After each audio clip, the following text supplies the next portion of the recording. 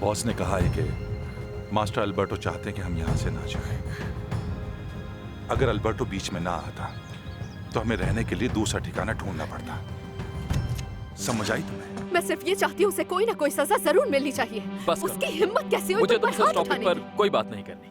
तुम्हें ये बात अजीब नहीं लग रही कि ना उस लड़के ने कुछ बताया और ना ही अल्बर्टो ने? कि आखिर इनकी लड़ाई हुई क्यों?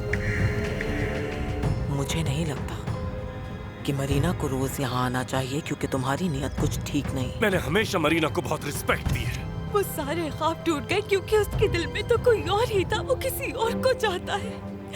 मैं उसके हाथों बेवकूफ बन गई। एक औरत आई और उसने इसको कैंडीज देने का वादा किया, इस शर्त पर कि अगर इसने किसी ऐसी बच्ची की कब्र ढूंढ ली जो उस दिन मरी हो जिस दिन मरीना पैदा हुई। कैसे